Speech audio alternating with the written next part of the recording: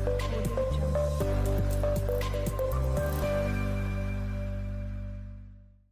ನಮಸ್ಕಾರ ಆತ್ಮೀಯ ವೀಕ್ಷಕರೇ, ನಾನು ಡಾಕ್ಟರ್ ಚಂದ್ರಶೇಖರ್ ಸರ್ಜಾ, ನಿಮ್ಮ ಲೈಫ್ ಸ್ಟೈಲ್ ಫಿಸಿಷಿಯನ್. ಗರ್ಭಕಂಠದ ಕ್ಯಾನ್ಸರ್ ಅಥವಾ ಸರ್ವೈಕಲ್ ಕ್ಯಾನ್ಸರ್ ಇತ್ತೀಚೆಗೆ ತುಂಬಾ ಚರ್ಚೆಯಲ್ಲಿ ಒಳಪಟ್ಟಂತ ಒಂದು ಕಾಯಿಲೆ ಬಗ್ಗೆ ನಾವು ಇವತ್ತು ಡಿಸ್ಕಸ್ ಮಾಡೋಣ.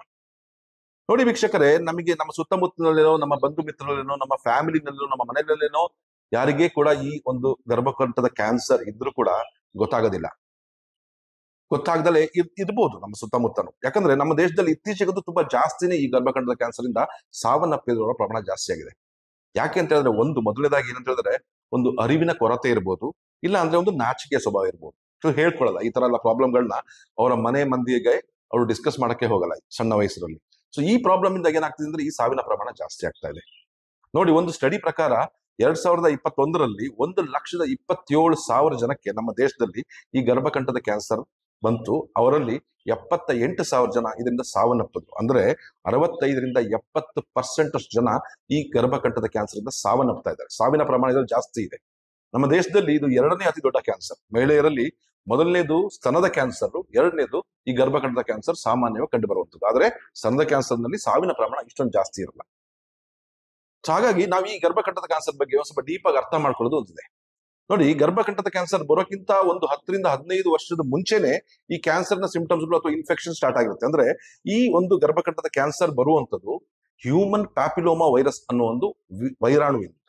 ಈ ವೈರಾಣುವಿನ ಇನ್ಫೆಕ್ಷನ್ ಆದಾಗ ಇದು ಕ್ಯಾನ್ಸರ್ ಸೆಲ್ಸ್ ನ ಪ್ರೊಡ್ಯೂಸ್ ಮಾಡುತ್ತೆ. ಅದರಿಂದ ಕ್ಯಾನ್ಸರ್ ಆಗ್ಬಿಟ್ಟು ಬೇರೆ ಅಂಗಾಂಗಗಳಿಗೆ ಇದು ಹರಡ್ಕೊಂಡು ಸಾವಿನ ಪ್ರಮಾಣ ಜಾಸ್ತಿ ಇರುತ್ತೆ ಅಲ್ವಾ. ಸೊ ಈ 10-15 ವರ್ಷಕ್ಕಿಂತ ಮುಂಚೆ ಹಂಗ ನಾವ್ ಹೆಂಗ ಗೊತ್ತಾಗುತ್ತೆ ಅನ್ನೋ ತಿಳ್ಕೊಳ್ಳೋಕೆ ಫಸ್ಟ್ ನಾವೊಂದು ಸಿಂಪ್ಟಮ್ಸ್ ಅರ್ಥ ಮಾಡ್ಕೋಬೇಕು. ಏನು ಸಿಂಪ್ಟಮ್ಸ್ ಬರುತ್ತೆ ಹಂಗಾರೆ ಗರ್ಭಕಂಠದ ಕ್ಯಾನ್ಸರ್ ಇದ್ದವರಿಗೆ? ನಾರ್ಮಲ್ ಆಗಿ ಮಹಿಳೆಯರಲ್ಲಿ ಸಫರ್ ಆಗ್ತಾ ಇರುವಂತಹ ಸುಮಾರು ಪ್ರಾಬ್ಲಮ್ಗಳಿದೆ. ಲೈಕ್ ವೈಟ್ ಡಿಸ್ಚಾರ್ಜ್, ಬಿಳಿ ಸೆರಗು ಹೋಗುವಂಥದ್ದು ಹೇಳ್ತಿರಲ್ಲ, ಈ ತರ ಪದೇ ಆಗ್ತಾ ಇರುತ್ತೆ. ಕೆಲವರಿಗೆ ತುಂಬಾ ಕೆಟ್ಟ ವಾಸನೆ, ದುರ್ವಾಸನೆ ಬರುವಂತ ಒಂದು ದ್ರವ, ಅದರಿಂದ ಸ್ರವ ಆಗ್ತಾ ಇರುತ್ತೆ. ಸೊ ಹಾಗೂ ಕೂಡ ಇದು ಒಂದು ಗರ್ಭಕಂಠದ ಕ್ಯಾನ್ಸರ್ ಇರ್ಬೋದು ಅಂತ ಅನ್ಕೋಬಹುದು. ಕೆಲವರಿಗೆ ಏನಾಗುತ್ತೆ ಅಂದ್ರೆ, ಇಂಟರ್ಕೋರ್ಸ್ ಲೈಂಗಿಕ ಪ್ರಕ್ರಿಯೆಯಲ್ಲಿ ತೊಡಗಬೇಕಾದ್ರೆ ಅಥವಾ ತೊಡಗದ ನಂತರ ಸ್ವಲ್ಪ ಸ್ಪಾಟಿಂಗ್ ಆಗೋದು, ಅಥವಾ ಹನಿ ಹೋಗುವಂಥದ್ದು, ಅಥವಾ ಬ್ಲೀಡಿಂಗ್ ಆಗುವಂಥದ್ದು ಇದ್ರೆ, ತುಂಬಾ ನೋವು ಆಗ್ತಾ ಇದ್ರೆ, ಇದು ಕೂಡ ಒಂದು ಚಾನ್ಸಸ್ ಇರ್ಬೋದು.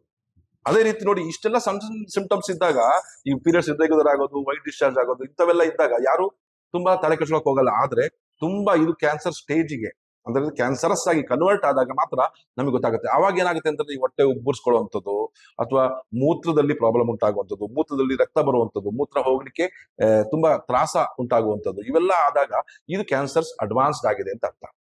ಸೊ ಹಾಗಾಗಿ ಈ ಯಾವುದೇ ಲಕ್ಷಣಗಳಿದ್ದಲ್ಲಿ ಮೊದಲಿಗೆ ಫಸ್ಟ್ ತಿಳ್ಕೊಬೇಕಾಗಿದೆ. ನೋಡಿ, ಆಕ್ಚುಲಿ ಇದು ಸಾಧಾರಣವಾಗಿ ಬರುವುದು 30-40ನೇ ವಯಸ್ಸಿನ ಮಹಿಳೆಯರಲ್ಲಿ ಇದು ಸಾಮಾನ್ಯವಾಗಿ ಜಾಸ್ತಿ. ಅಂದ್ರೆ ಲೈಂಗಿಕವಾಗಿ ತುಂಬಾ ಆಕ್ಟಿವ್ ಆಗಿರುವಂತ ಲೇಡೀಸ್ ನಲ್ಲಿ ಇದು ಸಾಧಾರಣವಾಗಿ ಜಾಸ್ತಿ ಕಂಡು ಬರುತ್ತದೆ. ಯಾಕೆಂದ್ರೆ ನೋಡ್ರಿ, ಯಾವ ಒಂದು ವೈರಸ್ ಇಂದ ಬರ್ತದೆ, ಈ ವೈರಸ್ ಬರೋದು ಕೂಡ ಒಂದು ಸೆಕ್ಸುಯಲಿ ಟ್ರಾನ್ಸ್ಮಿಟೆಡ್ ಅಂತ ಹೇಳಿದ್ರೆ, ಲೈಂಗಿಕ ಸಂಪರ್ಕದಿಂದ ಹರಡುವಂತ ಒಂದು ವೈರಸ್ ಇದು. ಹಾಗಾಗಿ ಒಂದಕ್ಕಿಂತ ಹೆಚ್ಚು ಮಲ್ಟಿಪಲ್ ಲೈಂಗಿಕ ಪಾಲುದಾರರು, ಸೆಕ್ಸುವಲ್ ಪಾರ್ಟ್ನರ್ಸ್ ಇದ್ದವರಲ್ಲಿ ಈ ಸಮಸ್ಯೆ ತುಂಬಾ ಜಾಸ್ತಿಯಾಗಿ ಕಂಡು ಬರ್ತಾ ಇದೆ. ಸೊ ಹಾಗಾಗಿ ಇದರ ಅವೇರ್ನೆಸ್ ತುಂಬಾ ಮುಖ್ಯ.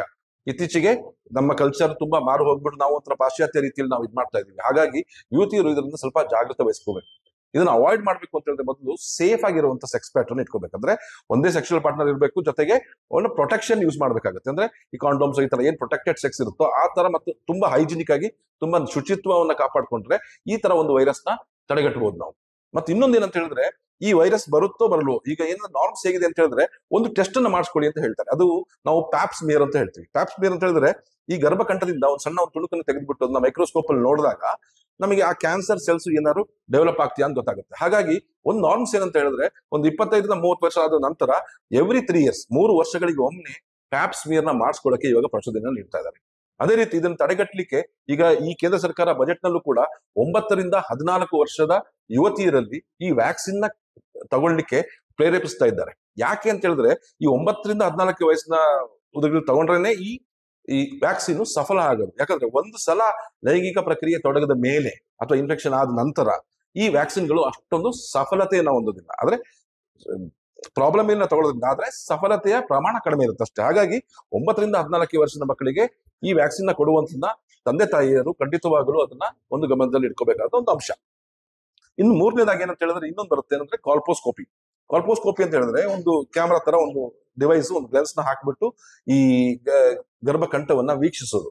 ಆ ವೀಕ್ಷಿಸಿದಾಗ ಅದರಲ್ಲಿ ಯಾವ್ದಾದ್ರು ರಕ್ತ ಸಂಚಾರದಲ್ಲಿ ಕೊರತೆ ಇದ್ರೆ ಅಥವಾ ಪ್ರೀ ಕ್ಯಾನ್ಸರ್ಸ್ ಅಂದ್ರೆ ಕ್ಯಾನ್ಸರ್ ಉಂಟು ಮಾಡುವ ಕೋಶಗಳೇನಾದ್ರು ಅದ್ರಲ್ಲಿ ಇದ್ರೆ ಅದನ್ನ ಕಂಡು ಹಿಡ್ಕೊಂಡು ಅದಕ್ಕೆ ಸೂಕ್ತವನ್ನ ಚಿಕಿತ್ಸೆಯನ್ನು ಅದು ಕ್ಯಾನ್ಸರ್ ಕನ್ವರ್ಟ್ ಆಗಿಂದ ಮುಂಚೆನೆ ಕೊಡ್ತಾ ಬಂದಲ್ಲಿ ಇದರಿಂದ ಸಂಪೂರ್ಣವಾಗಿ ಗುಣ ಆಗಿ ಸಾಧ್ಯ.